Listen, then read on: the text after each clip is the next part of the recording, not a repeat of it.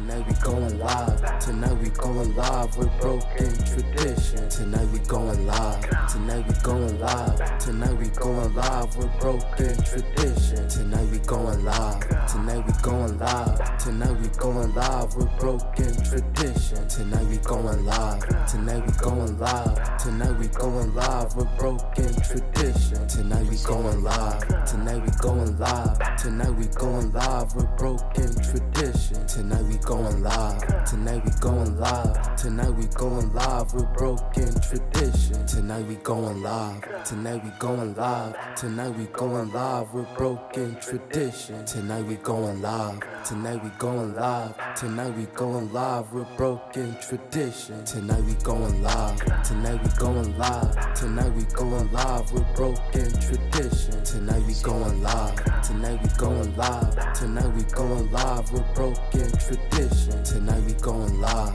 Tonight we going live. Tonight we going live with broken tradition. Tonight we going live. Tonight we going live. Tonight we going live with broken tradition. Tonight we going live. Tonight we going live. Tonight we going live with broken tradition. Tonight we going live. Tonight we going live. Tonight we going live with broken tradition. Tonight we going live. Tonight we going live. Tonight we going live with broken tradition. Tonight we going live. Tonight we going live. Tonight we going live with broken tradition. Tonight we going live. Tonight we going live. Tonight we going live with broken tradition. Tonight we going live. Tonight we going live. Tonight we going live with broken tradition. Tonight we going live. Tonight we going live. Tonight we going live with broken tradition. Tonight we going live. Tonight we going live. Tonight we going live with broken tradition. Tonight we going live. Tonight we going live. Tonight we going live with broken tradition. Tonight we going live. Tonight we going live. Tonight we going live with broken tradition. Tonight we going live. Tonight we going live. Tonight we going live with broken tradition. Tonight we going live. Tonight we going live. Tonight we going live with broken tradition. Tonight we going live with broken tradition. Tonight we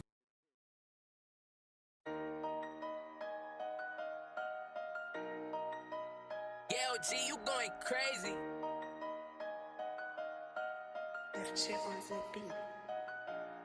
Tonight we going live. Tonight we going live. Tonight we going live with broken tradition. Tonight we going live. Tonight we going live. Tonight we going live with broken tradition. Tonight we going live. Tonight we going live. Tonight we going live with broken tradition. Tonight we going live. Tonight we going live. Tonight we going live with broken tradition. Tonight we going live. Tonight we going live. Tonight we going live with broken tradition. Tonight we going live. Tonight we going live. Tonight we going live with broken tradition. Tonight we going live. Tonight we going live. Tonight we going live with broken tradition. Tonight we going live. Tonight we going live. Tonight we going live with broken tradition. Tonight we going live. Tonight we going live. Tonight we going live with broken tradition. Tonight we going live. Tonight we going live. Tonight we going live with broken tradition. Tonight we going live.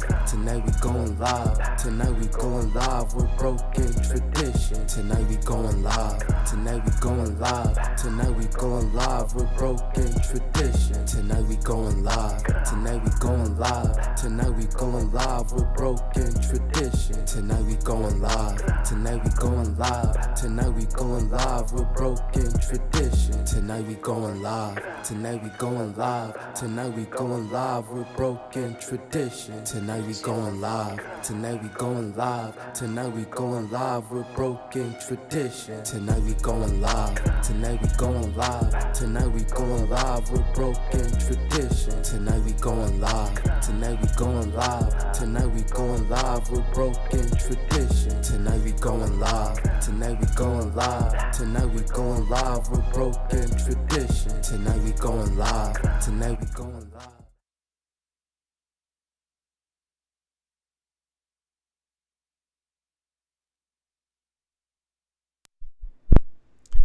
Yo. Yow. Like my man Keith said in the comments, what's good, Keith?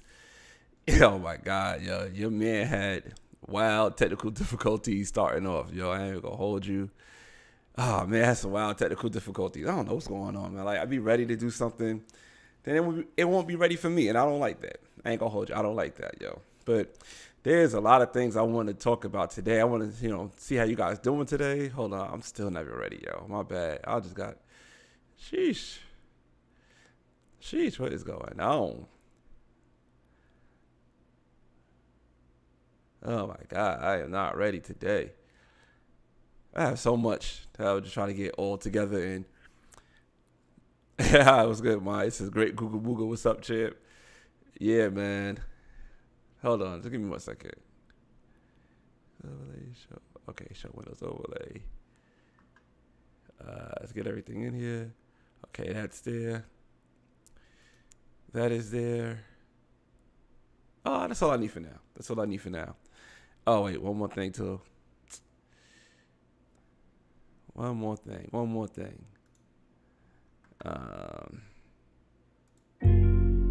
Okay. Just a little low. All right.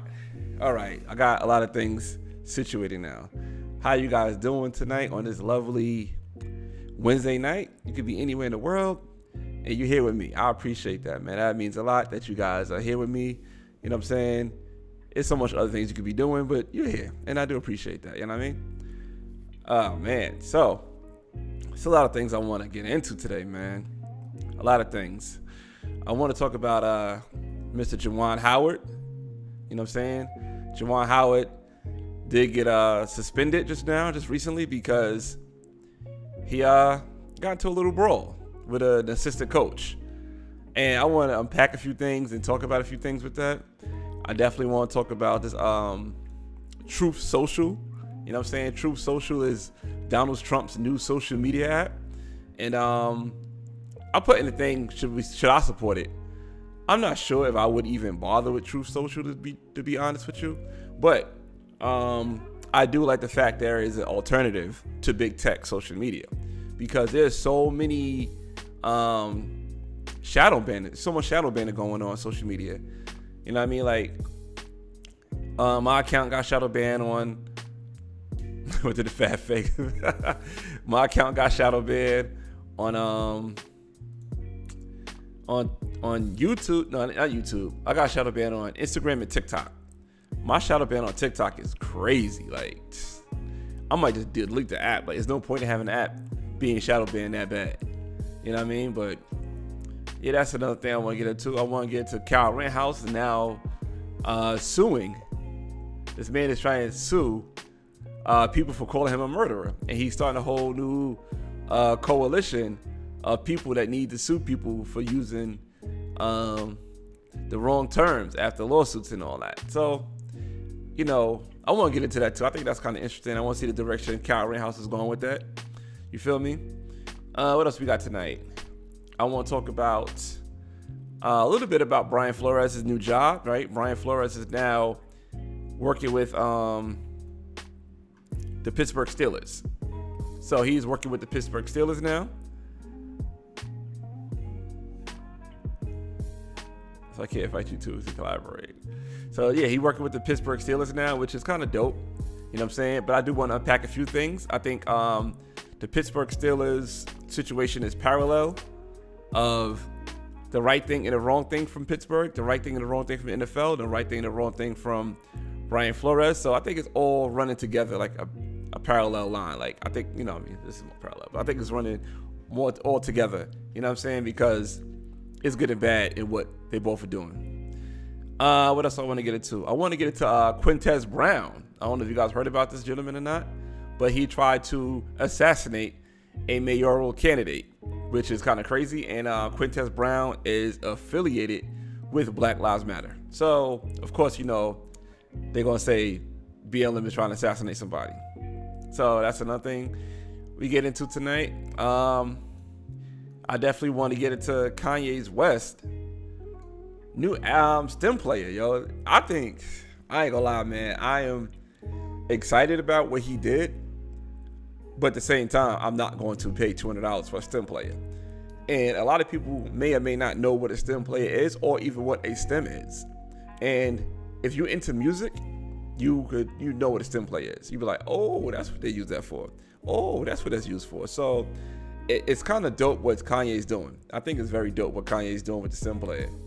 And also, I want to touch briefly on Michele Tafoya. And I feel like Michele Tafoya is in a bad spot. I think Michele Tafoya should be getting more praises than she is getting dirt done on her name. And I think I'm gonna start off with that.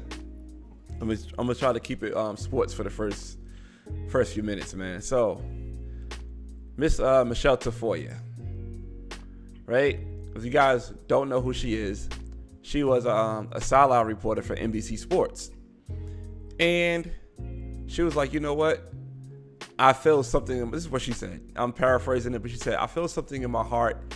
I want to now step out and get into the political field, or the political realm of politics, right? So she did something that most people don't do. She left her cushy job to get into what she feel is important. A lot of times people want to sit on that level like, okay, I could be here at this cushy job, but I also want to talk politics.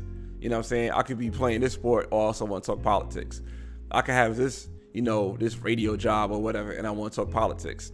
And a lot of times, those jobs don't really coincide of what you want to do. So Michele Tafoya took the approach of, I'm going to leave a 7-figure job to get into politics. And I think it's interesting that there's a lot of backlash for her doing what she's doing. And I do find it interesting the way they wording what she's doing just to keep things separated, right? So they saying, oh, Michele Tafoya left a job to help some Republican out in Minnesota to become governor. See, there's no real context in that. You just knowing that Michele Tafoya left a 7-figure job to help a governor in Minnesota.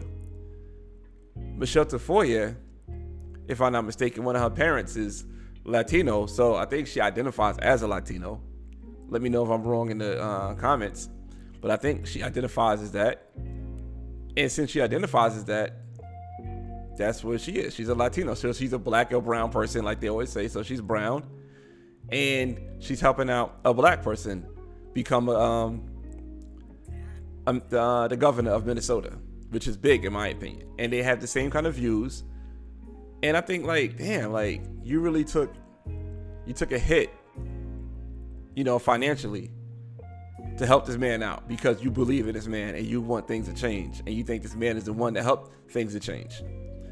Now, if Michele Tafoya would have left NBC and helped out, say, like a Democratic political person, she would have got all the praises in the world. But since she helped out a Republican, she don't get no praises. And the crazy part is, since she helping out a Republican and this man is black man, black family, black wife, black everything, they just see similar views. And they're not giving her that props they would give somebody else. And I'm like, man, that is kind of crazy. That's kind of crazy. But it's always about separation and try to keep us separated politically.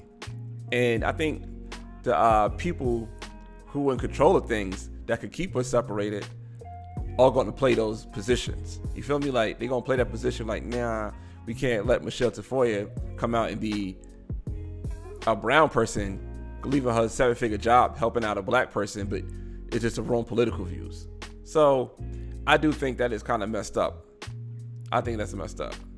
You know what I'm saying? I do think that's messed up. And I think that, in my opinion, that's something to get behind. It's something to get behind. Get behind Michele Tafoya because she's helping out a black man. And it seems like now I see that Royce White, who used to play for he used to play basketball, but he was like real big during that George Floyd era. And,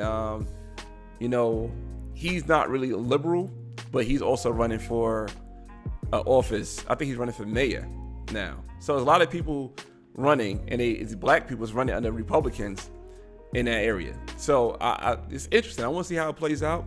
But shout out to Michele Tafoya for saying that I'm going to step away from my 7-figure job and I'm going to now help out this brother because I believe in his message. And you don't see that too often. And I do give her props for that. I do give her props for that. You know what I mean? I do give her props for that. But like I said, man, let's keep it with the sports realm. Yeah, I do want to keep it going with the sports, yo. So Juwan Howard, man, let's unpack this Juwan Howard situation. So Juwan Howard is another story that's parallel, in my opinion, right? How he's right and he's wrong, and the other coach is right and wrong. So they both right and wrong. They both right and wrong, but I think Juwan Howard is more wrong than the opposing coach. And I'm going to show you guys the video of Juwan Howard and the whole incident. And people are calling for Juwan Howard's job.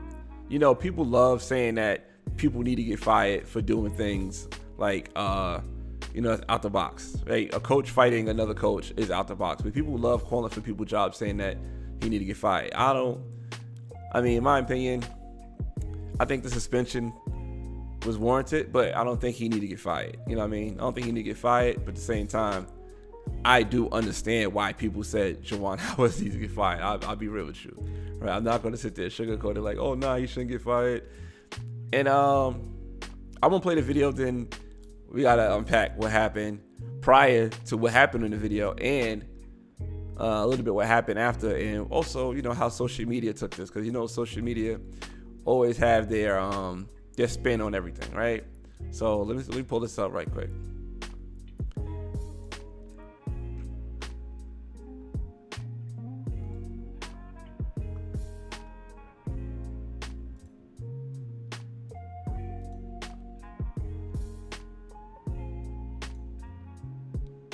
All right.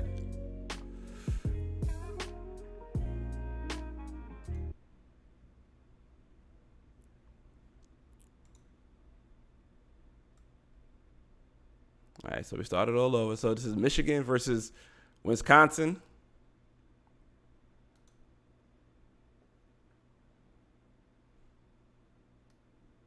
I don't even know if we need the audio or not, but I'll put the audio on for you guys. 63.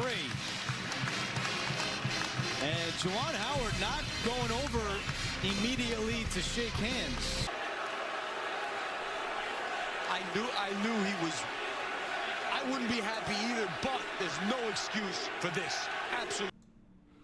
All right, so you guys seen enough of it. We ain't gotta keep getting more into it, but hey, Femi. Yeah, so you guys seen what it was, right? You seen Juwan Howard. All right, you see the coach going through the handshake line, and he grabbed Juwan Howard's arm because he want to explain why he called that timeout with 15 seconds left. I understand you're upset. You know what I'm saying? Juwan Howard's upset. He grabbed his arm. This guy's treating Juwan Howard like a kid. Like, yo, come here, let me talk to you. And Juwan Howard don't want to talk. So I think the coach was wrong in that aspect. Like, yo, this man don't want to talk. Leave him be, right? If he's mad about something, you want to explain to him the reason why you did what you did. You know what I mean? Just leave him be. Just leave him be, because clearly he don't want to talk to you, right? But now, people seeing that 90-second clip is like, damn, I can't believe Juwan Howard went out. Like, I can't believe that guy grabbed him like that. He grabbed his arm. He shouldn't have did that. You know what I'm saying? I see some stuff like, yo, you're a white dude grabbing a black man arm while he was upset. You should just leave him be. All right, cool. I see some clips like that. But that 90-second clip I just showed you guys, or less than 90 seconds, did not tell the whole story. Let's be real. It didn't tell the whole story.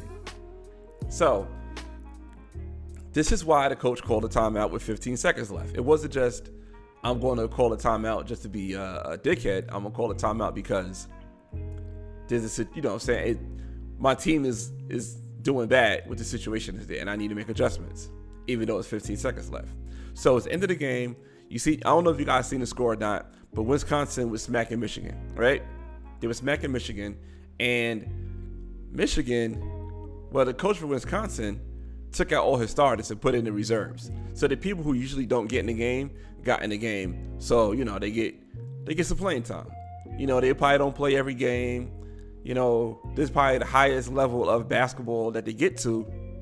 Or they might play overseas or something, or might play, you know, but this might be the highest level is D1 basketball that they might get to, right? In the nation. And they might not get in certain games because they're not as talented as certain players. So the coach put the reserves in. So the reserves are playing, and traditionally, the other coaches do the same thing. Like, all right, I'm gonna take my squad out. This game is over. It's out of reach. You know what I'm saying? Let the other people play. And let's just let the clock run out and keep it moving. Juwan Howard did not do such. Juwan Howard did not do that. So what Juwan Howard did was kept his starters in. And not to only mention he kept his starters in, your man ran a full court press. So anybody who knows basketball knows that if you run a full court press, you're not getting out of it. Like, it's hard to get out of that unless you know what to do. And these kids was getting pressed and they didn't know what to do. And they was doing turnovers, fumbling the ball, and the kids start coming back. So the coach was like, all right, instead of these kids being embarrassed by the starters,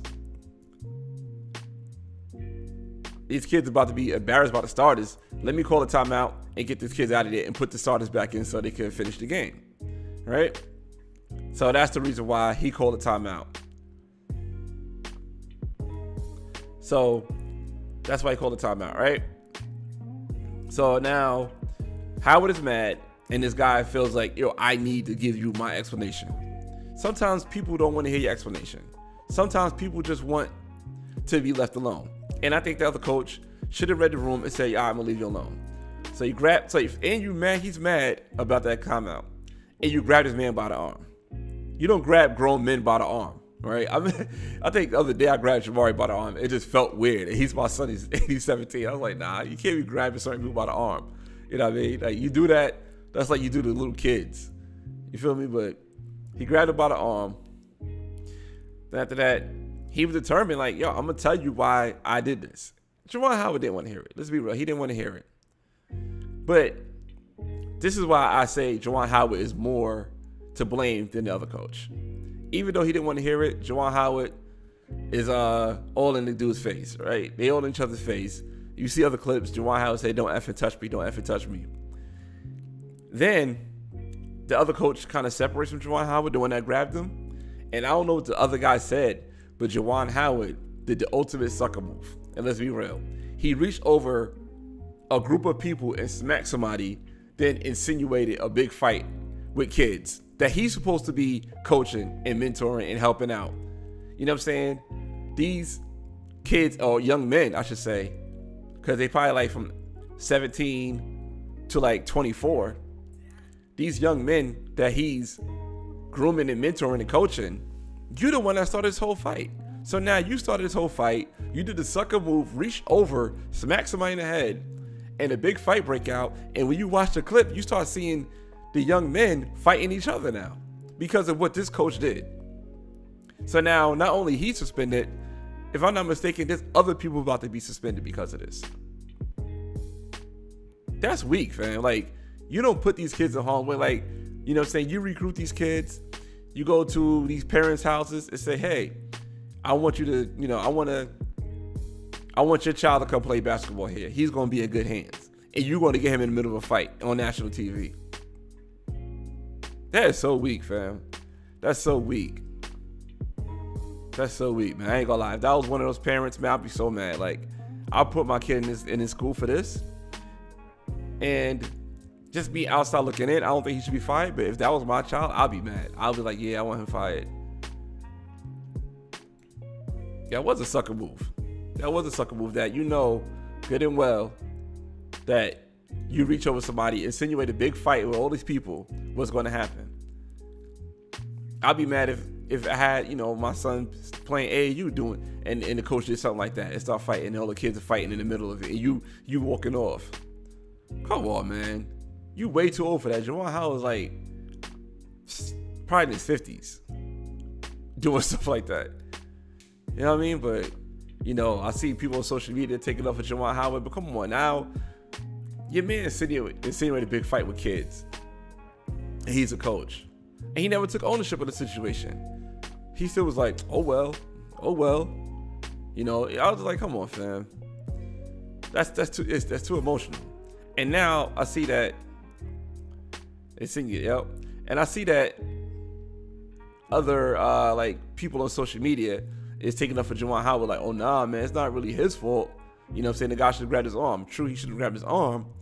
And now they're saying like they want to take away the handshake walk after the game in colleges because it's like, oh, since this one incident happened, let's take this away. That's what they always do. I don't know why people always want to take something away after one thing happened. Like, how many handshakes after games that happened from college, the highest level of college, from the NCAA championship game, all the way down to 3Y AAU basketball or Pee Wee basketball. They teach you to shake the opponent's hands after the game because, yeah, we might give it out all on the court, but at the end of the day, you shake that person's hand. You know what I mean? But Juwan Howard taught these young men something different. Well, he showed these young men something different. That it's time for us to have a fight because I'm mad that you called a timeout. Because I have my players in there doing the full court press against your bench warmers. It's crazy, man. This dude Juwan Howard is crazy. I'm about to get into something, man. I'm about to get into something that's very interesting, man. This is the thing, man. I think a lot of people, in my opinion, should be outraged about this. And I think that people who see this should start realizing, like, all right, this is the direction that a lot of things that could go to when these laws are implemented. So there is a case out of California with a woman named Hannah Tubbs, right? So Hannah Tubbs is now 25 years old, and before Hannah Tubbs was Hannah Tubbs, she was James Tubbs, right? So she changed her name to Hannah Tubbs. She now identifies as a woman, right? So follow me with this one, because this is a crazy road we going down. So when James was 17, James went into a Denny's bathroom in California, went straight to the women's stall, waited for the woman or somebody to come in there, and a little girl came in there. A 10-year-old girl came in there, and James sexually assaulted the 10-year-old girl, which is foul, right? Foul thing to do. Sexually assaulted a 10-year-old girl. So James actually got away with that crime. So 7 years later, James got caught because James' DNA hit from that crime came from another crime he did. So now, matter of fact, let me just play the story because it's just a lot to unpack. I just want you to play the story because it's crazy. Hold on, let me just play this clip. Quite a disturbing story here. The man you...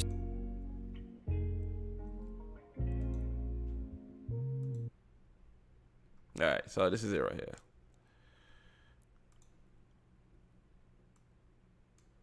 Story here. The man you see right there hid in a woman's restroom at a restaurant. Then when a young girl walked in by herself, he sexually assaulted her.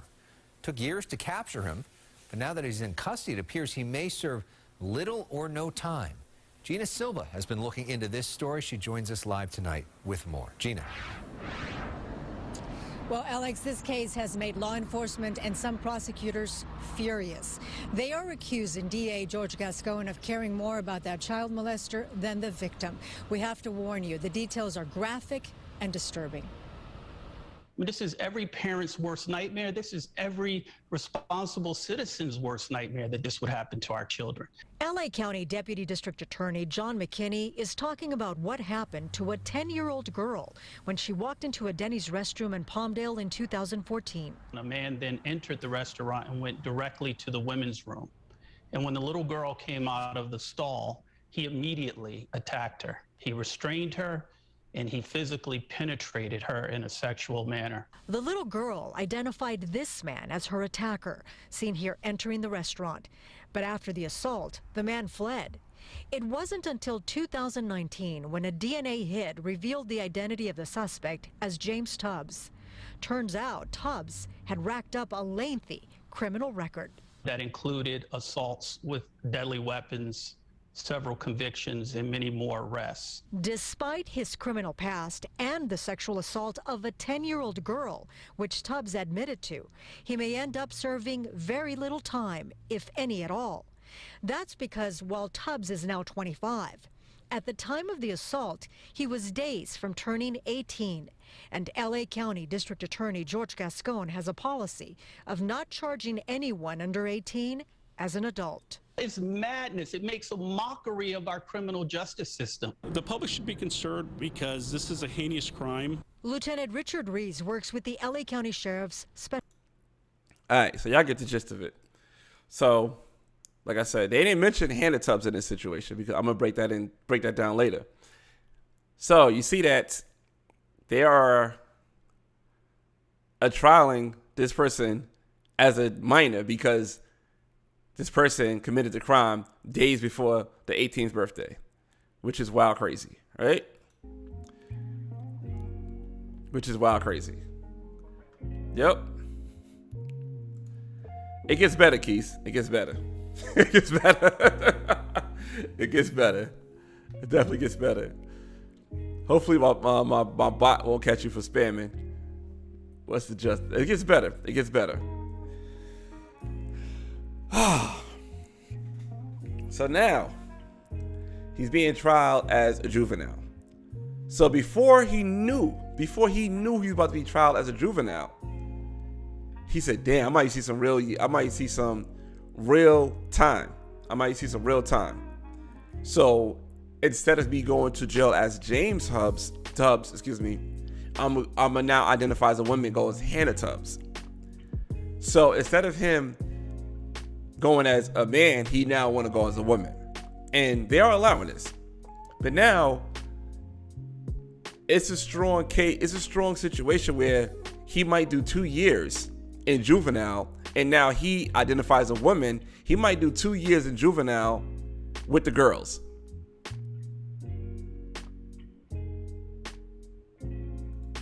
You might as well. So he might do 2 years in juvenile with the girls. Let me see if I can pull up the other clip of Hannah Tubbs, yo.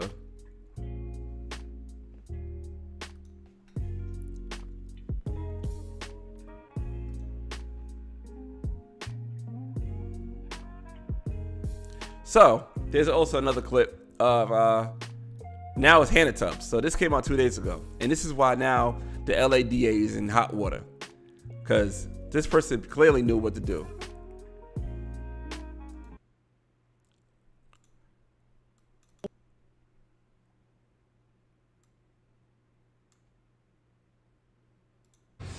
Well, District Attorney Gascon now admits he should have handled this particular case differently. A then 17-year-old boy admitting to sexually assaulting a 10-year-old girl. He also now says he's making a couple of policy changes. He calls them minor, but his critics say they're far from it, and it's all further ammunition for those behind the recall. It was a sexual assault. That's not the one I want to play. Hold on.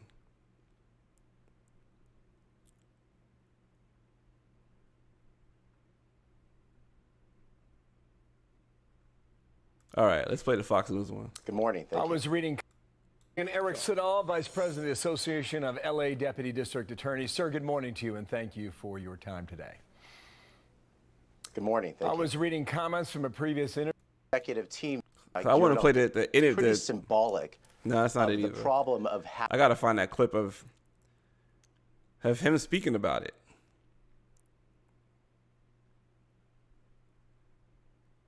When did he know it? Mounting criticism tonight for LA County District Attorney George Gascon in the wake of the Fox News report about transgender child molester Hannah Tubbs gloating over a light sentence. And now more is coming out about what the DA knew about those calls and when. Gina Silva reports.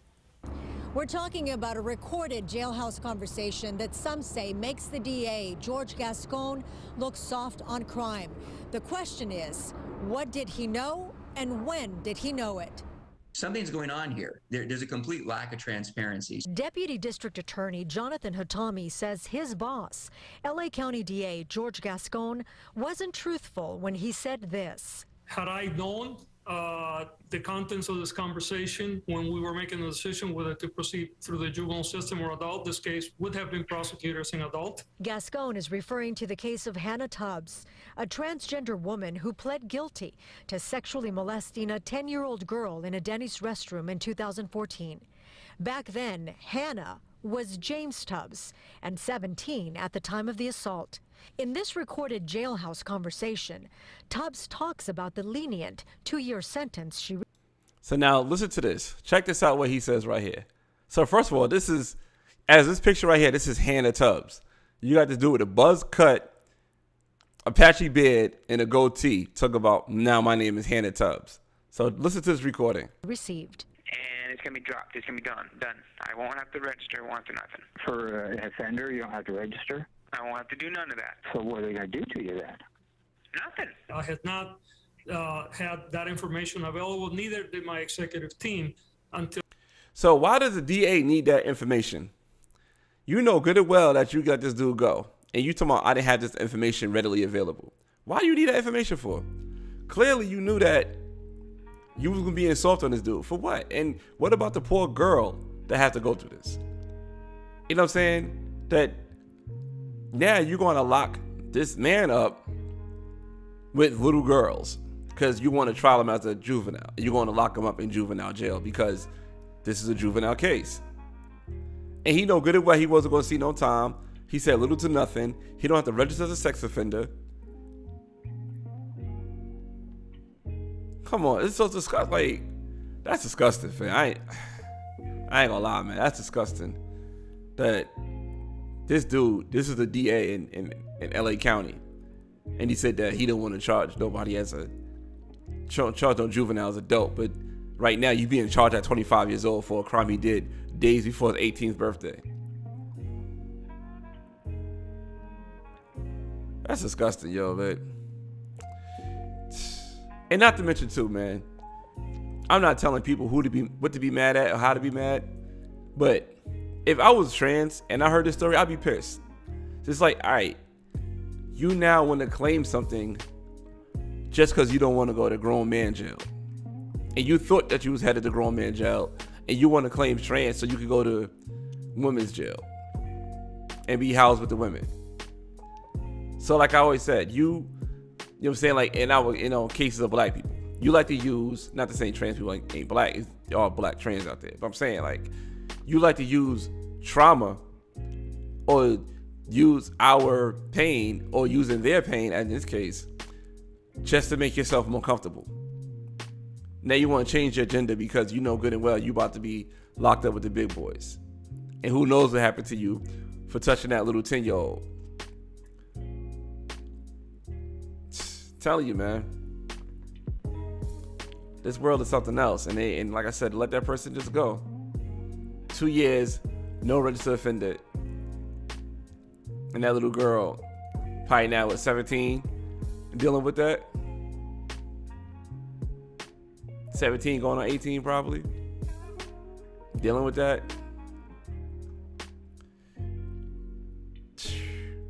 Messed up, man. Let's go to a lighter note, yo. Let's go into a lighter note. Like I said, trans people should be offended by that. Parents should be offended by that. People who, law abiding citizens should be offended by that. Everybody should be offended by that. That your tax dollars are going to this dude being charged so lightly. And he's on the phone bragging about it like, I don't care. They ain't gonna do that to me. They're gonna do to you nothing. He might not see time. He might get time served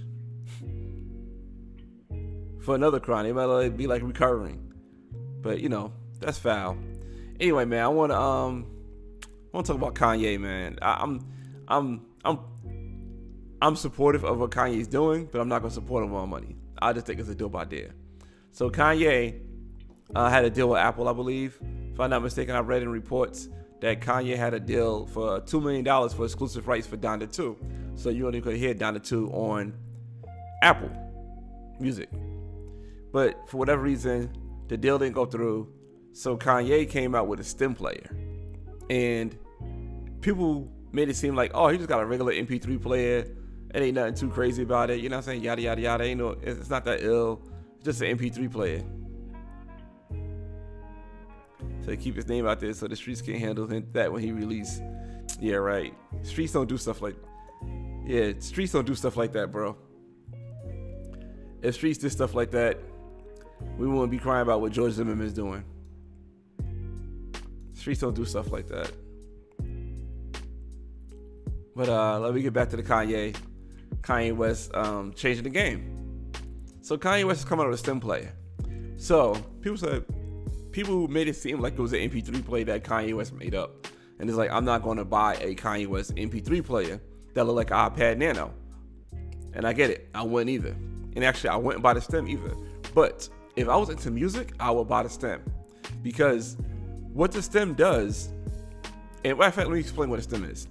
When you buy tracks or buy whatever, the stem is different parts of the track. So you could extract different parts of the track. You could alter different parts of the track with the stem player. And I think that's kind of dope. You know what I mean? That's kind of dope to me that you could do that with the stem player. Let's see how this work out. Excuse me. I want to play a video of Kanye's stem player being used. And I said, let's see how this work out, because there is a song off his album being used for the stem player on this video. However, the song is being altered. So let's see if YouTube hit me with a strike for this video. But I want to play it and show you guys how it works. And I think it's dope, man. I think it's a dope idea what Kanye's doing. Let me put this up right quick.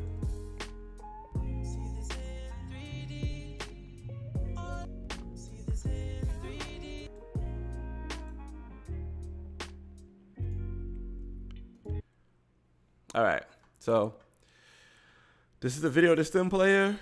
Let's see how YouTube treats me.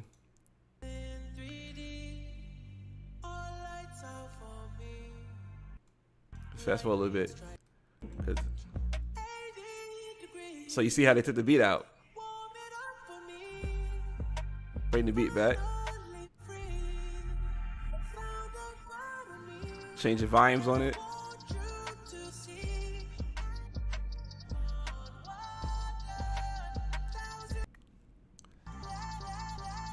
So you can set a loop to it.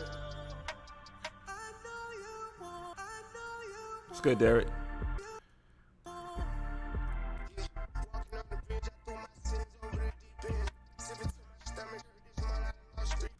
So that's kind of hot. That's kind of hot how he got the stem player to, alter the music that you're listening to. I ain't gonna try to play too much of it because YouTube is definitely gonna hit me with the strike, right? So I think that's kind of hot that he have that stem player, yo, and you could just alter it, speed up songs, slow down certain parts of the song, take out the beat, add the beat, make the beat louder.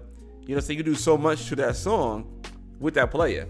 And if you into doing music and stuff like that, like my son's into engineering, and sometimes you get tracks to stems, like the stem track, so you can take out certain parts of the track and add it to how you want it to go when you get a track from a producer. So that's kind of hot that Kanye did that, in my opinion. You know what I'm saying? It's kind of hot that he did that and made his player like that. And for $200, if you're into music, I think it's worth it. For me, it's not worth it. You know what I'm saying? I think it's a power move. I think it's a power move. He came with something totally different. It's not the same as a traditional MP3 player. You could add that to, your mixing board. You can add that to anything. You can add that to anything, and you could alter, you could alter so much stuff with it, man. I think that's a dope concept that he came out with, man. And, I think he sold a lot of them, and people are buying them, and people saying that's dope, and people are supporting him. People always genuinely support Kanye. He got a strong fan base, and I think this is a dope thing he did. I'm just not, me personally, I'm not that interested in listening to Donda 2 that much for $200. You know what I'm saying? Not to say $200 is a lot of money. I'm just not buying a stem player because I don't have that much juice and functionality for a stem player such as that. And I think, like I said, it's dope, but I just wouldn't do it. I do support the idea, but I'm not going to pay for the idea. You know what I'm saying? I'm not going to pay for that. I'm not gonna pay for that at all. But I do like it though. Shout out to Kanye for that. Shout out to Kanye. All right, man. This is my interesting story of the week, man. My interesting story of the week. So the question is, after a full year of hold on, watching Tucker. Let me pull this up because Kyle Rittenhouse now is planning to sue the media, and when he goes to announce this to the media, I mean, I love it. I love it, yo. So here you got Tucker Carlson. Let me blow this up, make it nice and pretty. So here you got Tucker Carlson speaking about this Kyle Rittenhouse new lawsuit. people lie in order to imprison a kid for the rest of his life. Who's going to hold the liars accountable? Kyle Rittenhouse, understandably, has thought a lot about this. He joins us tonight to explain his plan going forward. Kyle, thanks so much for coming on tonight. I can't think of many people who've been at the receiving end of this much sinister lying from so-called news organizations as you have. How are you going to respond? Well, Tucker, thank you for having me. Of course. Me and my team have decided to launch the Media Accountability Project as a tool to help fundraise and hold the media accountable for the lies they said and deal with them in court. Interesting. So the idea is, maybe like the Covington Catholic kids, you will be suing news organizations that maliciously lie about people who are in the news? Is that the plan? Yes, sir. We're going to be holding them accountable, Tucker. Do you, I guess. It's funny. It seemed like Tucker Carlson is giving Kyle Rittenhouse the answers to the questions that Tucker Carlson is asking, which is kind of funny to me because he's kind of explaining what Kyle Rittenhouse want to do, and it seems like Kyle Rittenhouse is not really putting it together. And I'm sorry, this freeze frame got them both looking crazy. I don't know. Kyle Rittenhouse is funny to me. He's a very funny-looking individual. He looked very non-binary. But let's continue. I guess I have to ask a kind of a dumb question, but why isn't there a group like this that exists already? Since the media so often are not observers, they're players, they're participants in the news. Why hasn't someone done this before? That's a good question, Tucker, and I'm not sure, to be honest, but I don't want to see anybody else have to deal with what I went through, so I want to hold them accountable for what they did to me because I don't want to see anybody have to go through what I went through. Yeah, I mean, they tried to imprison you for the rest of your life. It wasn't coverage, it was advocacy. You have a lot of potential targets to sue yourself. Will you be suing any of these news organizations, and if so, when? Well, right now we're looking at quite a few politicians, celebrities, athletes. Whoopi Goldberg's on the list. She called me a murderer after I was acquitted by a jury of my peers. She went on to still say that. And there's others. Don't forget about Sank from the Young Turks. He called me a murderer before verdict and continues to call me a murderer. Interesting. And what about the people who called you groundlessly a white supremacist, which makes it pretty hard to get a job for the rest of your life if you're a white supremacist? Will you be responding to them? Absolutely. We are going to hold everybody who's lied about me accountable, such as everybody who's lied. Yo, that part killed me all the time. Every time I watch this video, he said, we're going to hold everybody accountable, such as everybody who lied. Like, yo, you had an example, but it wasn't there to come out. Let me run that back. That was funny to me. I don't know. I just found that to be funny. Everybody who's lied, called me a white supremacist. Yeah. They're all going to be held accountable, and we're going to handle them in a courtroom. Kyle Rittenhouse, I appreciate your announcing that tonight, the Media Accountability Project, and of course we're rooting for justice as we always are, so thank you very much. Good to see you. Thank you, Tucker. And all right, so that's your man. That's your man, Kyle Rittenhouse, with that, as Derek said, that blinking statement. I mean, probably he's nervous. I don't know. He shouldn't be nervous. He's always on Tucker Carlson. They like the best of buddies. You know what I'm saying? But what y'all think about, think Kyle Rittenhouse got a case? I think he could, how they say, shake the tree, ruffle a few feathers, as they say. But I don't know. I hope he get like at least one or two, you know what I'm saying, lawsuits out of it. I think if he get like one or two lawsuits, I think it'll change the game. You know what I'm saying? I did compare Tasha K to this with Cardi B. And Tasha K was, I think, allegedly or whatever, Tasha K was going around saying that Cardi B got HIV.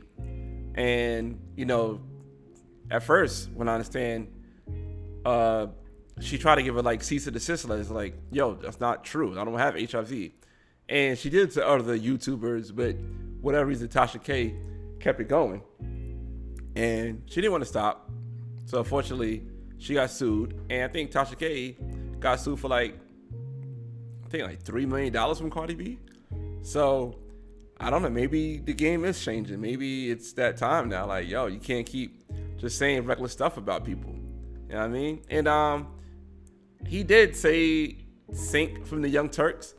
And I'm not sure if you guys know who the Young Turks are. They like this very left-leaning liberal news outlet that's on YouTube. I'm not sure if they have they on like a channel, but I know they're on YouTube and they have a big crazy following, and people rock with the Young Turks. They rock with the Young Turks. So I do have a clip that a clip that I think Kyle Rittenhouse was referring to, and in that clip I can see why, you know what I'm saying, why Kyle Rittenhouse feels like they said some damning things about this man. So let me pull this clip up.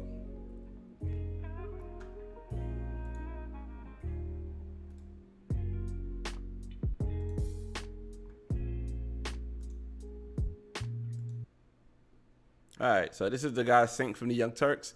So I'm gonna play what he was saying about Kyle Rittenhouse prior to that, and I'm gonna play a clip after that from somebody who's kind of like falling into what he's saying. Then I'm gonna play what he said after Kyle Rittenhouse was found innocent.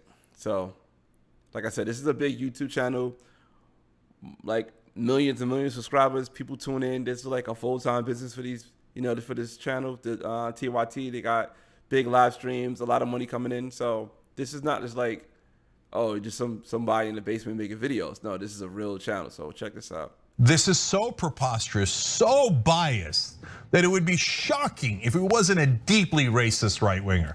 Oh, Black Lives Matter protests. I mean, aren't they all arsonists and rioters and looters? No matter what the race of the people who were killed were. I mean, he went to go shoot black people. They're not victims. Victims. No. See how he snuck in there? He said it doesn't matter the race of the victims. He went to go shoot black people. What? Why would you say? That's what you said. Oh my God, real Flintstone vibe. What? Who says stuff like that? Who says stuff? That's wild crazy. Don't matter the race of the victims. He went to go shoot black people. Oh, no.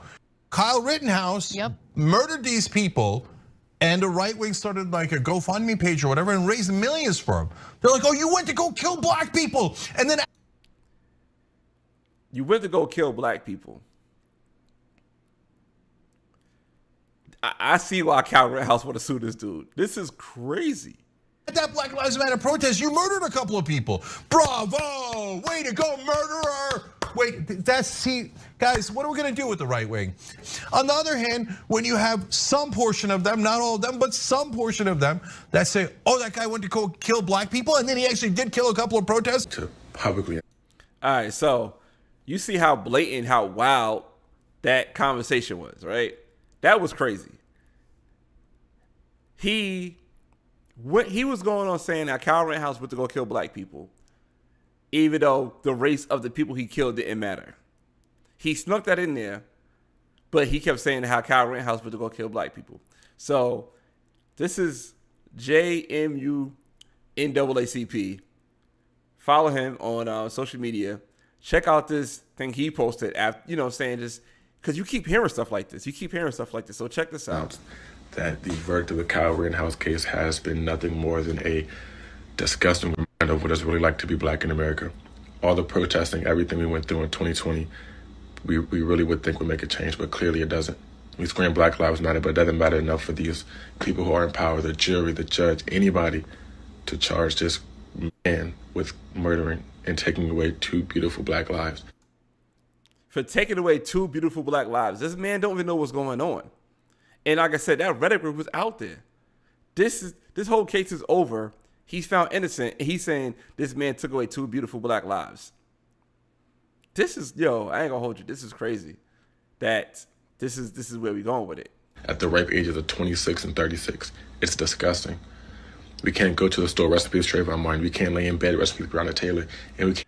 Trayvon Martin and Breonna Taylor, no disrespect to them, they have nothing to do with this case or this whole situation. So now you got brothers out here like this making videos saying, look what they doing to us. We can't go to the store. We can't do this. Kyle Rittenhouse did not harm one black person, but this man making a whole video about it. Even protest without our lives being on the line, and that's what we fight for. What we fight for. So now this is after the Kyle Rittenhouse case.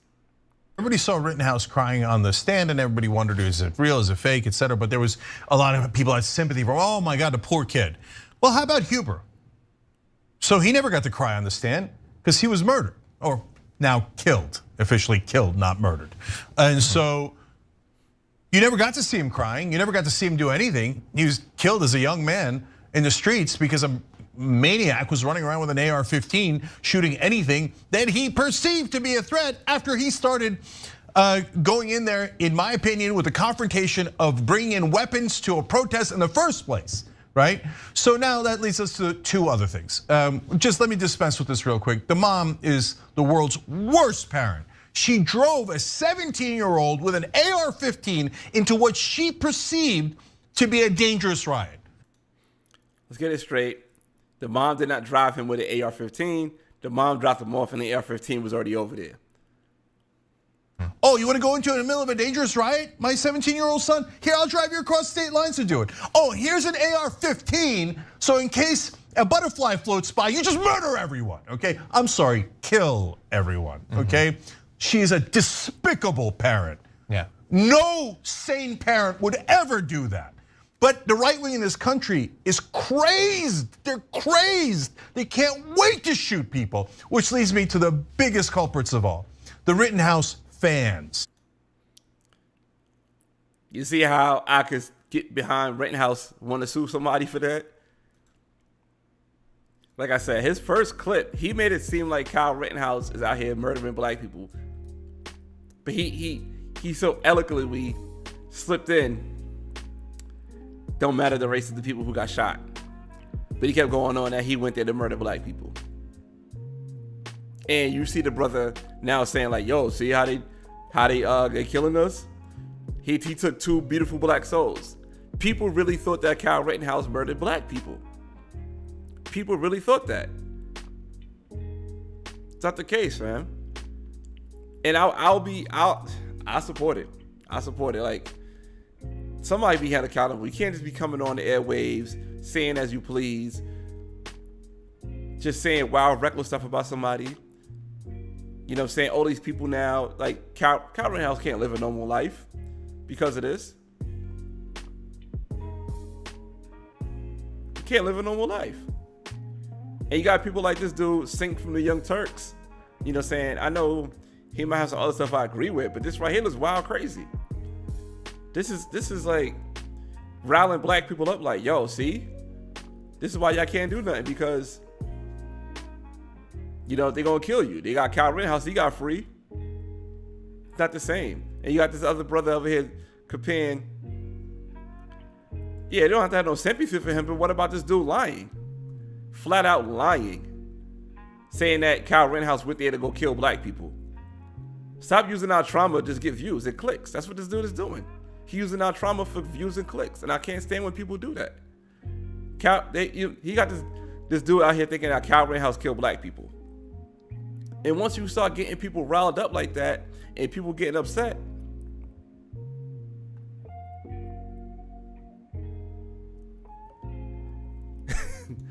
He said, yo, I don't follow that type of extra ass news on either side. That's the first time I saw an actual radical liberal. They just as crazy as the KN and whatever. I forgot how to pronounce that joint. But yeah, he's going out there putting out this crazy propaganda of Kyle Rittenhouse killing black people. At what cost? For clicks and views and likes. And he know that's getting people riled up. And he's seen as an ally because he's black or brown. Oh, he's brown with the black, right? The black and brown people. So he's part of the brown and he's seen as an ally. This dude's a clown. He's a straight up clown. Straight up clown. They got people mad over something got nothing to do with them. Let's be real. The Kyle Rittenhouse case had nothing to do with black people. But people like this know that he could keep spewing this type of wild craziness just to get black people upset and mad. And like I said, he has a crazy following. Millions of people tune into this dude daily. He probably get as much views as CNN on YouTube. His joint is so, matter of fact, his page is so big, he got like people under him that gets millions of views. So yeah, they got a thing going. Trust me. They know what they're doing. And when you start putting stuff out there like that, you get something with the next story I want to get to. You got this dude, Quintez Brown, decided, yo, I don't like this mayoral candidate because he's racist or whatever reason he don't like him. He don't like this candidate. And since he don't like this candidate, he took the matters in his own hands and said, you know what? I'm gonna go kill him.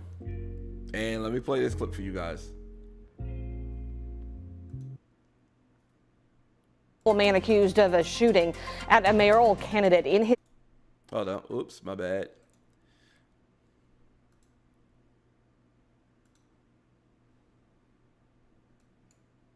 All right, so let me give you the breakdown of this. So this is Quintez Brown. They say he's a Black Lives Matter. He went to assassinate a mayoral candidate. He went to go assassinate this dude. He went to his office and shot at the dude 5 times. The dude only got grazed by the bullet. So thank God for that. Nobody got hurt.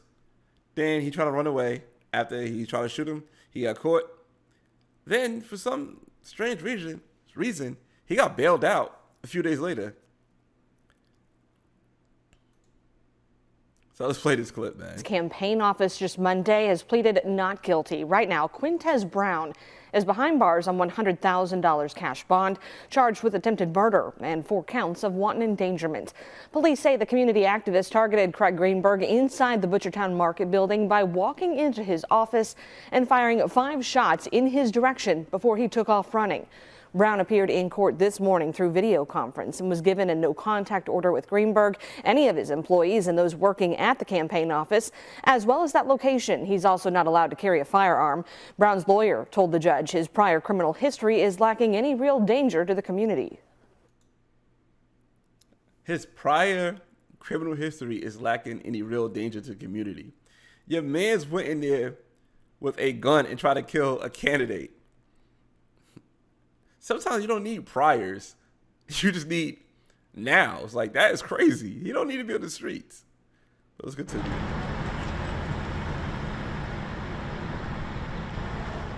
And a police report did say Brown was caught less than a half mile from Butchertown's Market with a loaded 9mm magazine in his pants pocket. The bag he was carrying had a 9mm Glock handgun and additional magazines. So he had not one gun, but 2 guns and more ammo. Let's continue. Report says surveillance cameras in that building helped police identify him immediately. Brown will be back in court on February 23rd. A man walked into our office. When we greeted him, he pulled out a gun, aimed directly at me, and began shooting. Craig Greenberg there and his team obviously shaken by what happened yesterday. He says as soon as Brown approached his office with a gun, one of his team members slammed that door shut and barricaded them inside with tables and desks. A single bullet came close enough it actually grazed Greenberg's clothing, but he was unharmed.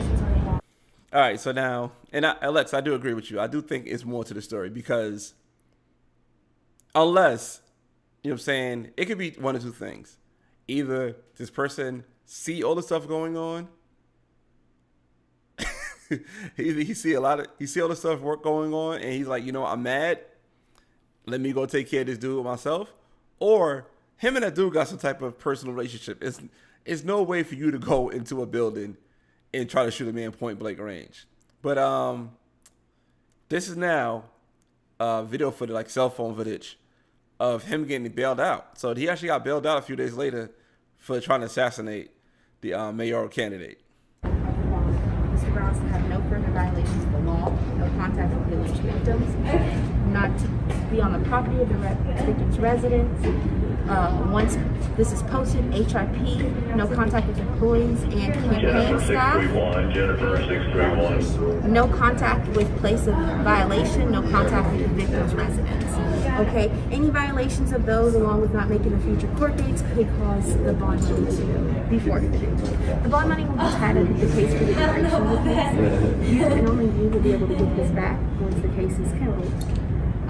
Depending on whether it closes here in district or circle is where we will go with the receipt you'll receive at the end of this transaction and get your money back. Let's go. All right, so this is him now leaving the court. Get the door. Get the door. No comment. Let's go, let's go, let's go, let's go. Let's go. Let's go. Somebody help me down the steps. Get him in the car.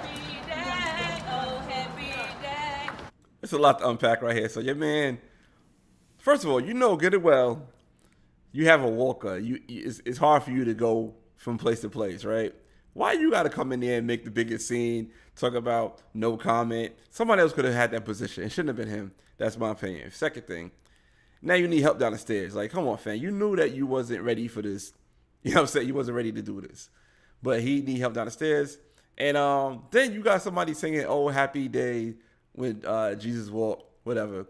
And you got somebody now singing this song while he's being let out of court. Oh happy day, when Jesus washed all our sins away. And I don't know if your man got help down the stairs. He probably still on top of the stairs right now as we speak. Mayoral candidate Craig Greenberg in Butchertown on Monday, charged with attempted murder now. The Louisville Community Bail Fund got the money together with the help of Black Lives Matter. Rachel Droz has been covering every step to the bond process today. She was there as it was posted, and Rachel's joining us live here at 6. And Rachel, has Quintez Brown been released yet? What do you know about that? No, Doug, we are still waiting on Quintez Brown to be released from the jail, which is right behind me, after that local organization paid his $100,000 cash bond. And we'll get this sent right over to court. Thank you so much. You're very welcome. The Louisville Community Bail Fund says the organization is paying for Brown's release to keep him safe and give him the help he needs, especially after the recent string of deaths at LMDC. The jail right now, LMDC leadership, have not been able to support the people that are in their care. Legally, that is what they're supposed to do. Chanel Helm says activists and organizers like Brown likely have PTSD after the past couple of years of social unrest and the pandemic, and said, see how they say it now is like he got PTSD, which is a possibility. I'm not saying that he don't, or I'm not saying he does, but you got people like your man from the Young Turks screaming out Kyle Rittenhouse going around going to things to kill black people. Then you get stuff like this, and you saying that he may have PTSD. If you sit on like YouTube and sit on the news and start watching this over and over again and thinking that you looking through these binoculars and these lenses, yeah, you might have that. But like I said, I do agree with Lex. I think it's a lot more to the story because,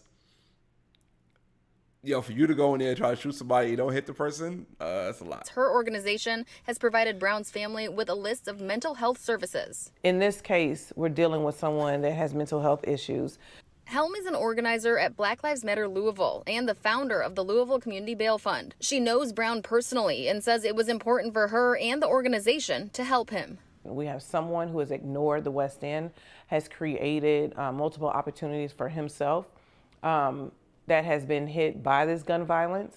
And then we have somebody who has been fighting and creating opportunities for others and himself to end gun violence, to end violence in his community. Helm also says she thinks there are multiple sides to all stories. This didn't affect only those folks in the office and their families. This didn't just affect Quintez's family and the people who love him in this community as well.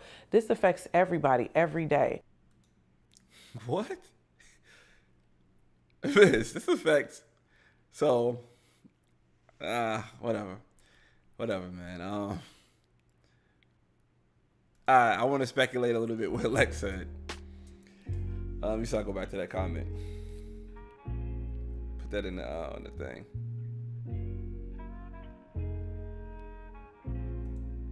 I think it's more to the story. I agree, and the reason why I agree. One, all right, you went in there with rage, right? You went in there with rage with emotions. It's like, yo, I'm going to shoot this dude. So you had rage, you had emotions, you ready to shoot this dude. And when you get there, you pull out your gun, you shoot 5 times, but you miss. What are the chances you shooting 5 times and missing? The only reason, in my opinion, you want to make a statement like, yeah, I could get to you, but I'm not going to get you now because I love you. Man, all I'm saying is this dude sound like some type of love story. You know what I mean? Allegedly, maybe. I'm just saying it looks more like that, or like maybe he did something, this mayor candidate did something to somebody in his family and he wanted to get back at him, but he really didn't want to do it. And somebody got him to do it, but he didn't want to go through with it. It's just not, you don't just go in and try to shoot a mayoral candidate. He's not even a mayor. You're shooting a candidate. That's a lot. But to go with this other lady, what she said, how possibly it could be PTSD. And like I said, if you got stuff on the news is riling you up, it could be PTSD. You might be onto something too, miss. I don't know. I'm not saying you're right. I'm not saying you're wrong, but I think it's a lot more to the story. I don't think it's just that I'm going to, yeah, it might be a crime of passion. Because who does that? I'm just saying, like, that's crazy. I'm gonna just run up in here and shoot up the place. Nah, that's crazy. I'm not buying it.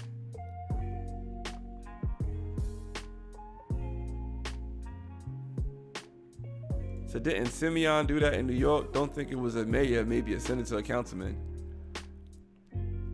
I don't know. And if you talk about the Simeon, I don't think you're talking about. Ain't no telling what that dude would do.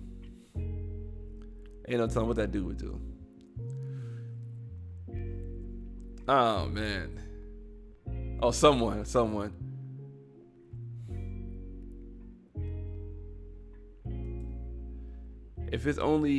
If it is or isn't mental health, it's the only defense that might possibly work. Yeah, you might be right.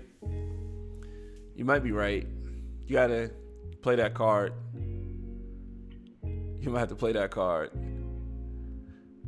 But I don't know, man. It's just crazy that your man went in there with 2 guns, shot 5 times, and all he hit was a sleeve in the wall. like my man Derek said, yeah, you gotta work on his marksmanship. Thank God that his marksmanship wasn't as good, because he would have had a body on him. And it wasn't the dude on the crutches. It was a dude that had a hoodie on. The dude on the crutches was just the leader of the pack that was telling people where to go and how to do things. You know what I mean? Oh, man. So let's go a little lighter. Donald Trump is now coming out with his own social media app, which to me got the wackest name of all social media apps of all time. It's called Truth Social. Truth. I'm thinking about making an account and just lying on there just for the trolling part, that person I am, right? Just make some crazy lies. But I don't think I have time for that. I do spend a lot of time creating content, so I don't have time to go on Truth Social to make lies. But I think somebody should do that. Be a troll and make lies up on Truth Social. But anyway,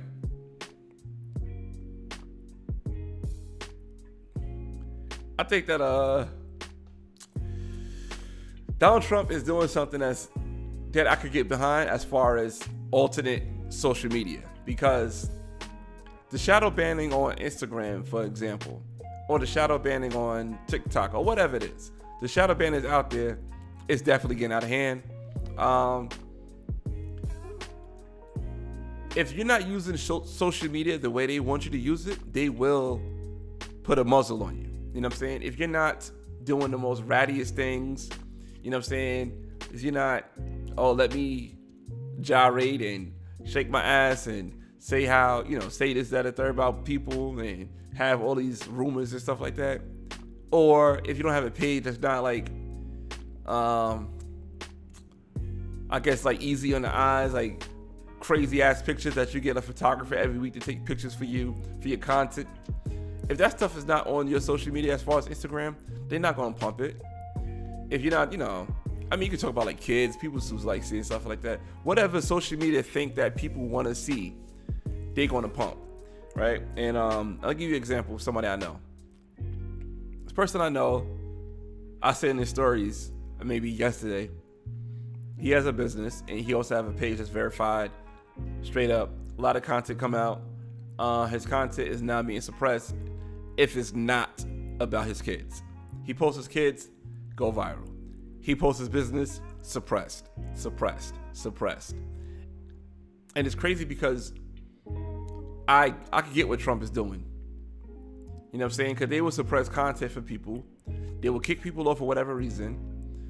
They don't have to have a real reason to kick you off. You know what I'm saying? They could just do what they want. And they could just do what they want to you. If you're trying to build, they don't like that. They don't. And I see it with my content. If I put something up there that is controversial, but is more left than it is right, I get mad views. If I put something about a black-owned business, it hits a wall. I'd be lucky to get 10 likes on there. If I put something that's controversial that people could share, that they could just get people talking, oh yeah, I get hundreds of likes. I get thousands of views every time, guaranteed. I get why Donald Trump had beef with TikTok, and I see it now. I see why Donald Trump had beef with TikTok, but I'll be getting to that later. Matter of fact, I'll get into that now before I get into Donald Trump. Truth Social. So Donald Trump had an issue with TikTok becoming big in America because TikTok is a Chinese company, and TikTok, and as you can see, if you go to TikTok, only the dumb shit gets put out, right? Only the dumb shit goes viral. And if you see social media in China, from what I understand, they don't show their children that. They show their children, it's good to be engineers. They show their children, oh, it's good to do this career, do that career. They don't keep them looking at the stupidest things. You know what I'm saying? They don't keep them looking at the dumbest things. But now you want to have a social media app over here having us doing the stupidest things. And if you look at TikTok, people can spend hours on TikTok just keep scrolling looking at videos. And none of the videos that you see on TikTok are productive. So if you got our kids looking at the most weirdest, dumbest things, and you got your kids in your country looking at the brightest, smartest things, I'll push back on that too. But big tech is too big, and people make careers out of TikToks. Yep. And that's another thing about TikTok that we shouldn't even support. Derek said TikTok didn't blow up until black people started making dances. And that's a fact. I could honestly say TikTok was built in China, but blew up by black people. I can honestly say that. And when the black people who make these videos, these white kids see those videos and start doing the dances, they're the ones that get the promotion and get the publicity. And the black kids just get overlooked. And the white kids get invited to Jimmy Kimmel. or Jimmy Fallon to do their dances and go to NBA All-Star Weekend. But I digress on that. But yeah, you go on TikTok, you see a lot of dumb things, more dumb things than educational things. And if I'm not mistaken, know how social media is in China, I doubt they allow TikTok in China. So how you would create an app that's not even made for the country that you're in? That's crazy. Because I think, if I'm not mistaken, China has their own social media app and the message they want to put out. Yep, they be on Ellen too. But they have their own social media app. The things they want to put out. But they give us the stupidest of the stupids. You feel me? But let's get back on this Truth Social. So yeah, I think I think we do need alternate social media. Because they definitely suppress black content for sure. Yes, another thing too. Thanks, Mel. Also, anything owned by the Chinese government have the right to that information.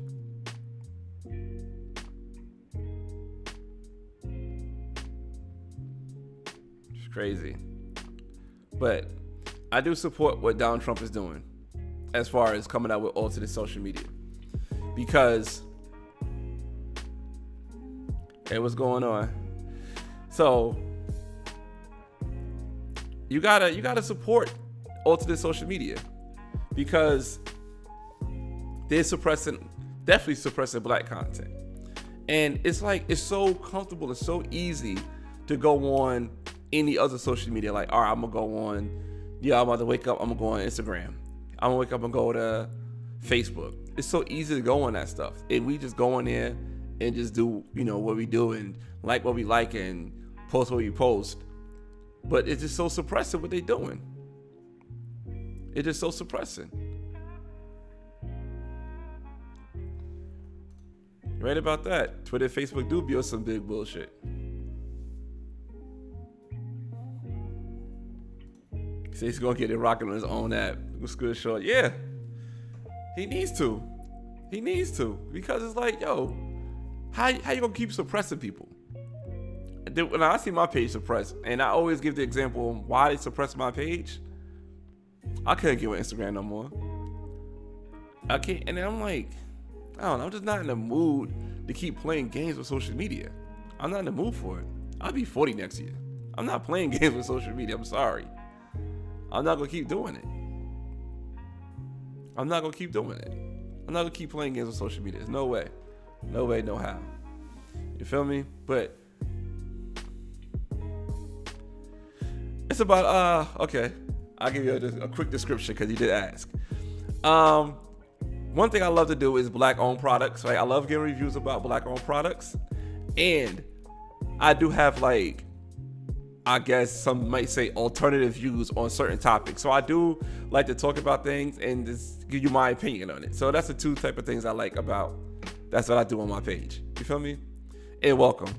I appreciate you coming in. All right, so let me play this clip of Donald Trump's new app. Former President Trump making his return to social media. His new app is now live in Apple's App Store. But as KPX5 anchor Alan Martin shows us, well, it's off to a bumpy start. Yeah, Ryan, a little bit. The former president's new app called Truth Social is owned by Trump Media and Technology Group. That's the media company that he started after leaving the White House. The app sits at the #1 spot for free downloads in Apple's App Store, but almost as soon as it debuted, the glitches started. Users who downloaded the app reported issues registering for the service. And there's now a wait list that's grown to more than 250,000 people. The former president is trying to get back onto social media a year after he was suspended by multiple mainstream platforms, including Facebook, Twitter, YouTube. That followed the January 6th Capitol riot. Mr. Trump says he wants to champion free speech and challenge the censorship of the mainstream sites. If anyone is going to take on Silicon Valley and try to offer an alternative, you would think it would be the former president of the United States, right? He's got the attention online. He's got a following still, regardless of what happened. And as a result, it's one of those things where this could be a really fascinating thing to watch. CNET editor-at-large Ian Scher says the president may have an uphill battle going up against the mainstream platforms. The app joins a growing number of digital products popular with conservatives, such as Parler, which was temporarily removed from the Apple's App Store last year over allegations it was used to incite violence. What we end up with is some of the darkest parts of the internet flocking to these websites. And that has caused its own types of problems, not the least of which being that they've had to deal with things like white supremacy and extremism and all sorts. I had enough of that. But yeah, so that's the app. You know, say Truth. He said he might got the name for Power, Truth Nightclub. I did check my phone. I ain't seen that on my phone or a text message, so I don't know.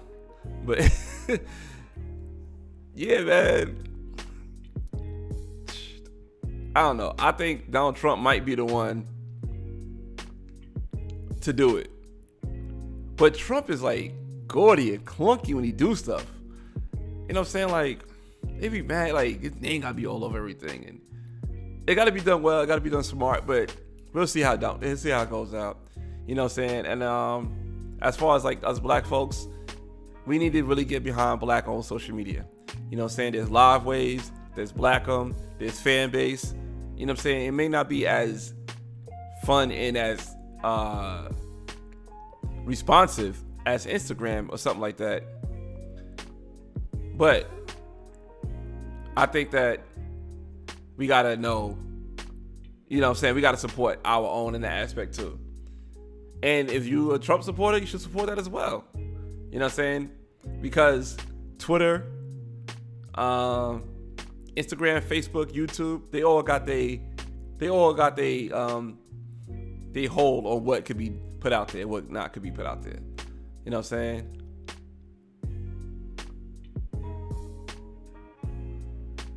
He said, Paula, Chinese owned. I heard ain't nothing wrong with keeping it American and shit. I hope Trump could do something good. We'll see. I hope so too.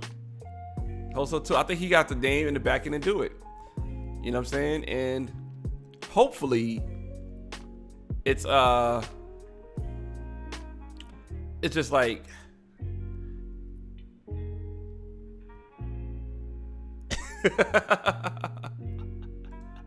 he said, all like I said is how you bankrupt a casino and still get loans. What's good, Ron? He said. And shout out to Trump Casino, man. Trump Casino, this is why I like Trump better than Biden. When I went to Trump Casino a few years ago, he gave me a 20, well, I don't know if he did personally, but he said, happy birthday, LaRon, and gave me a $25 gift certificate at his casino to play blackjack. You know what I mean? So that did happen. So shout out to Trump for giving me a $25 gift certificate to play blackjack at the casino for my birthday. You know what I mean? That's a lot more than Biden did for the black community. So Trump giving me $25 is more than what Biden did. Ron, I wish you said earlier, man. I was talking about this dude trying to shoot up this mayor, and he shot 5 times and he missed. And I know you into guns and I know you into firearms, but yeah, your man missed 5 times. I wish you was here to hear that part.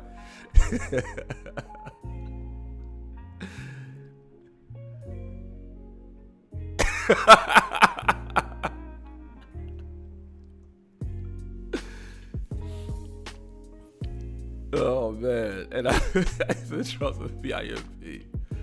Yeah, Trump Taj Mahal, man. I was there the other day, Derek. I was there the other day at not the Trump Taj Mahal, but the actual property.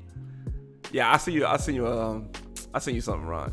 I was at the Trump Taj Mahal at the property, and I won a free cruise, so I had to go there and pick my cruise up at the property. It's actually it's the Hard Rock, so. You know what I mean? I had to go to the Hard Rock. Now it's the Hard Rock, but I had to go to Bally's. Whatever. Let's not get into that. All right. So I'm about to wrap it up, man. I want to talk about one last thing. Man. And I think this might be the last time talking about this brother. It's Mr. Brian Flores of the Pittsburgh Steelers. He got a job with the Pittsburgh Steelers after he put a lawsuit out saying that how black coaches don't get hired. And this right here is parallel. It's parallel because it could be one of the two, right? So, the Pittsburgh Steelers are known for having a black head coach. Nope, it's not an AC no more. So, the Pittsburgh Steelers are known for having a black coach. right? They known for having Mike Tomlin. He's been there for close to 15 years, I believe. That's a decade and a half. And he's a pretty good coach. But one thing about Mike Tomlin that a lot of people don't talk about, and the only person I heard speak about that was Stephen A. Smith, is that Mike Tomlin never had a black offensive coordinator or a black defensive coordinator.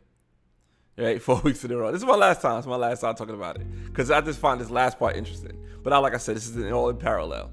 So Mike Tomlin never had a black OC or DC, and traditionally, head coaches come from being either offensive coordinator or a defensive coordinator. They always come in, so that's how they come in. That's the path. So I think maybe Mike Tomlin felt in a way like, damn, man, I never gave back to my people. Let me try to put Mr. Flores as a coach on my staff, which, like I said, can run parallel. I think Mr. Flores also realized, like, you know what? Maybe I jumped out the window. This is my opinion. I don't want to say it's true, but maybe I jumped out the window with this lawsuit. Let me now just go find some work, and I can find work with Mike Tomlin. Mike Tomlin probably could boost him up back to being the OC, or a DC, because he's more of a defensive coach, and he can probably get another shot. You know what I'm saying? It might be all forgiven. Hey, he might even get Mike Tomlin's job or whatever. Maybe Mike Tomlin want to retire. Who knows? Who knows what they want to do? Mike Tomlin don't have that much more to prove. He's just doing it for the love, in my opinion. So he could either take that job. He said that's his settlement.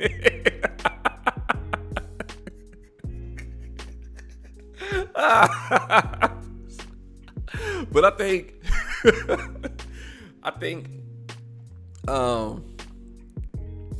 it's just a save face for the NFL.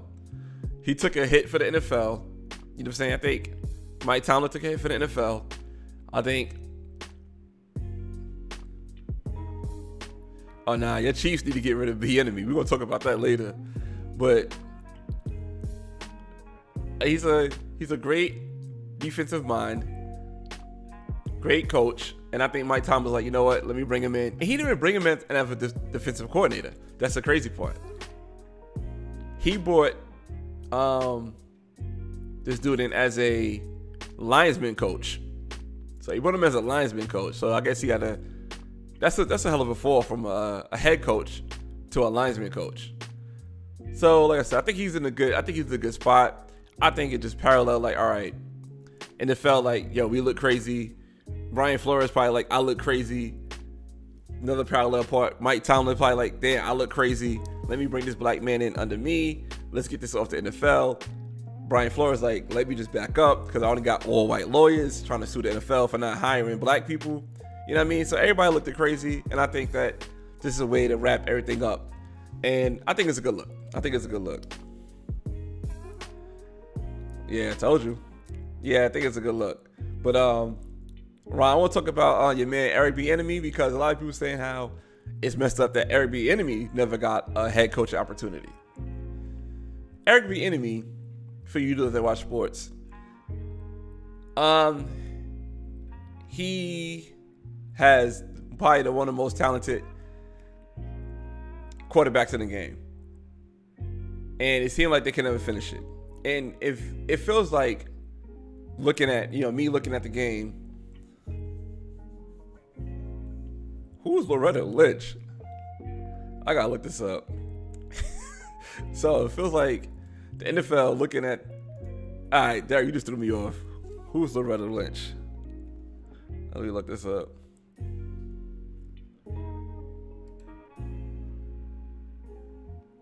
Images.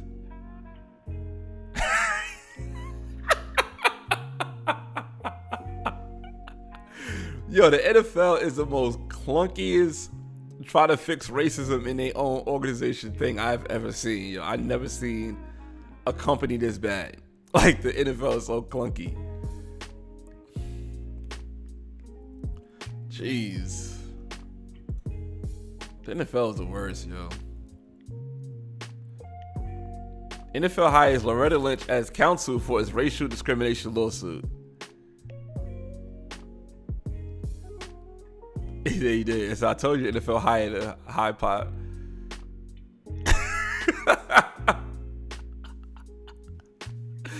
The NFL is so clunky. Oh my God. Like they said we're gonna add the black national anthem, but you gotta sing in the parking lot. The NFL don't know what they doing. The NFL, if I was the NFL, to be honest, I keep it BAU, business as usual. I would not try to fix this stuff. People are not gonna stop watching the NFL, and you're gonna keep putting band-aids on cuts that need stitches.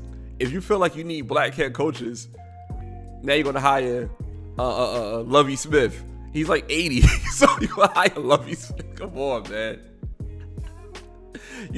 I even knew Lovie Smith had an interview for like these jobs. Like you didn't hire like Deuce Staley, nothing like that. Like somebody coming up, you hire Lovie Smith.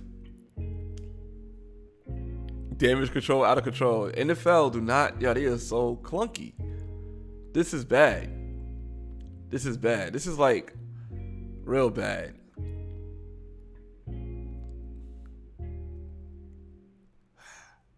They don't know what they're doing.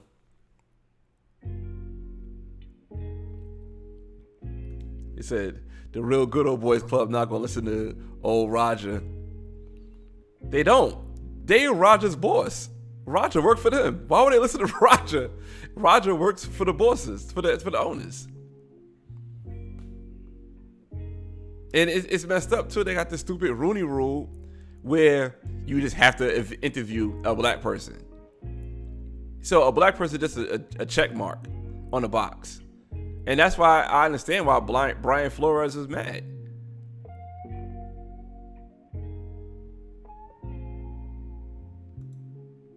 Eric Bieniemy says, people say Eric Bieniemy don't call play, but he does while other coaches are getting hired and never call play. Don't he got beef with we can talk about it offline, but don't he got beef with Patrick Mahomes now? I already had beef from like a year ago and they still kind of lingering on. But yeah, the NFL's clunky. You know what I'm saying? The NFL put names of people who died from police on back of helmets without knowing the story. Like, I think the Pittsburgh Steelers, to go back to them, they put, I think, Antoine Rose on the back of the helmet. Like, you know, let's put these people's names on it without knowing the story.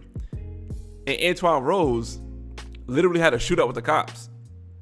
So I was like, that wasn't really no, you know what I'm saying, like no police brutality type of thing. It's like, yo, I'm running from the cops, high speed chasing, having a shootout with the cops. And allegedly, he got killed by the cops. So it's like I said, it's clunky. They don't know what they're doing. It's like they look at Twitter and trying to figure out what to do next. And Twitter is the biggest cesspool of all social medias. If you look at Twitter, God, Twitter's crazy. Twitter's crazy, yo. Matter of fact, yo, I saw a tweet the other day, man. Oh my God. I thought I was going to end with this, but I definitely want to end with this because this tweet had me crying and the people respond to it. Let me see if I can pull this up, man. Let me go on Twitter. So, Amanda Seales, if you guys know or do not know who Amanda Seales is, she's like a comedian and an actress. She was on Insecure. She got backlash for being on Insecure because she had on the AKA colors, and people were not feeling that. You can't wear AKA colors and not be AKA, and it said AKA on it. So yeah, Amanda Seales had a lot going on. So let me pull up Amanda Seales' tweet that she did on Valentine's Day. And also too, man, I appreciate you guys for being here because it is Snowfall Wednesdays and I gotta catch Snowfall. I'm gonna catch a rerun though, you know what I mean? So for those who watch Snowfall comes back on today. I see my friend, she said she had a Snowfall party, but I can't go, I gotta do this. And I don't think I wanna go to a Snowfall party, like, I don't know.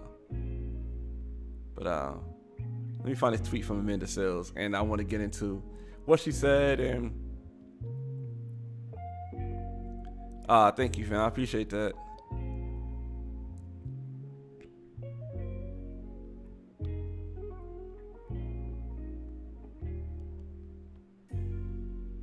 Man, where the hell is this tweet at, man? I should like pinned it, saved it, or something like that.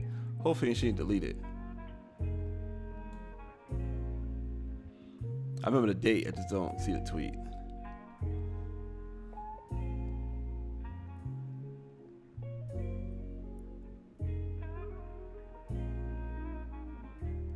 Okay.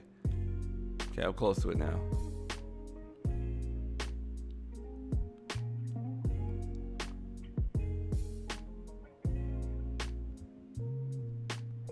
Alright, 17th, 14th. Because it's February 14th, she put this tweet out.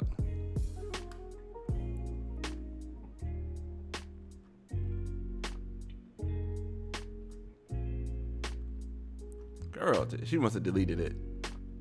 What happened to my camera? Oh my God. Alright. That's a sign. I ain't about to close this out because my camera just did some nonsense. Cannon, man. I'm about to call you out, Cannon. This is weak. Turn it to a cartoon. Oh, yeah, man.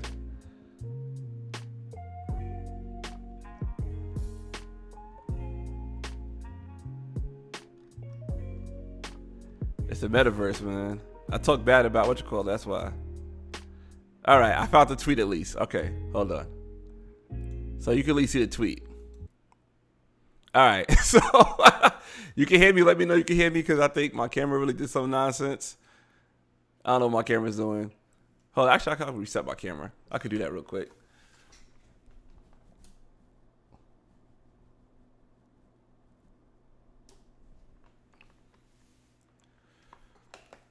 All right, let me know in the comments if you can hear me at least. All right, you can hear you. All right, good. So you see this tweet right here?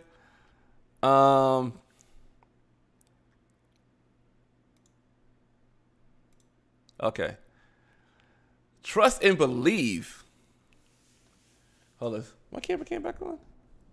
No, my camera is really doing some nonsense. All right. You don't need to see the camera. You can just watch it. Look at this tweet. It says, trust and believe. Anyone taking issues with everything going to be all white is either a racist or a raccoon emoji. I ain't trying to say no derogatory terms on YouTube. But she's saying that that's what you are if you don't like this new show that came on Showtime called Everything's Going to Be All White. And Everything Was Going to Be All White is, oh man, it's parallel again. Something I like this, that's the word of the day, it's parallel.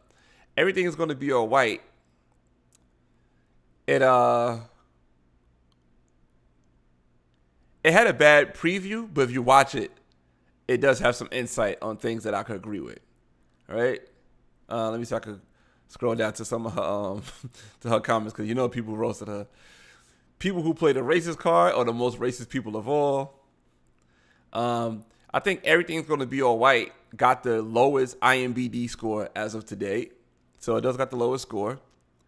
And I think it's messed up. I think people who scored it did not see it. You know what I mean? I think it's messed up.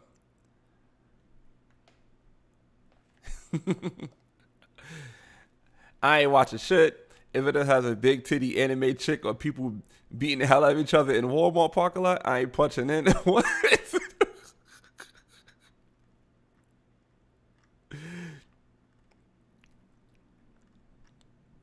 It said, do I look racist? They pull out this clip of how she defended Jussie Smollett, which was kind of crazy. Even if it was a hoax, this is really happening all the time. And even if it was a hoax for the sake of bringing attention to this, then I'm like, that's low-key noble. Like, I'm at my wit's end about us centering situations like this and wanting to make people have to pay. Even if it was a Yeah, see, that's the thing. We can't always get upon that. Me doing your makeup, so they calling her a clown. But yeah, so poor Amanda Sales, man.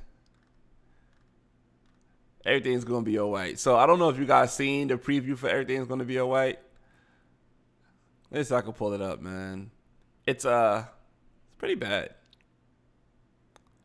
It's pretty bad, yo. Let me see if I can get this camera to work again. Nope, still on this. That's messed up, man. I feel like an NFT right now, yo. Damn, yo.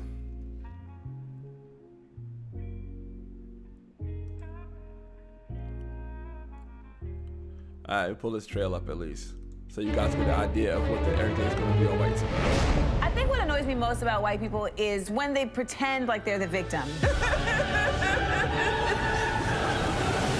What's also annoying is when they kill us. What is fragile about whiteness when everything has been constructed around it? Every part of who I am has been distorted or criminalized. It's really just a bunch of white lies. We're storming the Capitol! You're not patriots. You're ridiculous. One of the definitions of American whiteness is ignorance. White people, we are not your problem. You are. Should white people today feel any responsibility for slavery? Hell yeah. White Jesus or black Jesus? Jesus was not white. Think of geography. Ain't no way Jesus walked around with blonde hair and blue eyes. White culture fears the end of the world. For us as Native people, the end of the world already happened like multiple times. Symbols and monuments, these are mementos of racism. Bring that statue down. Put up a TCBY yogurt or something. Everybody can get behind. The truth has to be told about history. We have to make sure that these stories are told from our perspective. There's always hope. You know what I'm saying? We don't give up. It's about obliterating systemic and institutionalized racism. This is a wild place, y'all. It's a wild place. I know Harriet and Frederick be up there just like, what is they gonna do? So that video got ratioed to hell. Like, it got ratioed pretty bad. I think it got close to 30,000 dislikes. And you know, like, they took out the dislikes. But people have apps when you can look at dislikes still. You can see it from right here. This thing got over 2 million views and only 3.2 likes. So, and they turned the comments off. And if you want to see it, the first episode is going to be on, you can watch it on YouTube. You can watch the full first episode's entirety on YouTube. I did watch the first episode. And like I said, the trailer is a lot worse. The trailer is a lot worse than what it is. But I don't know, man. The salesman said that if you ain't feeling it, you either a racist or you're a coon. And I can see why people saying that this is racist. Because if you don't play devil's advocate, they will come out something like this against black people and we will all hate it too. But since my camera is not working, this is going to be the end of my show. I appreciate you guys for coming in. You know what I mean? This is a whack technical difficulty. This picture right here of me that's that look like a Polaroid that didn't develop. I ain't feeling it. So I'm gonna end my stream right now, man. And I'm gonna figure out what's going on with my Canon camera. And that's messed up. That's really messed up. It's not turning back on. All right, man. Appreciate you guys. All right, man. Till next time. Peace.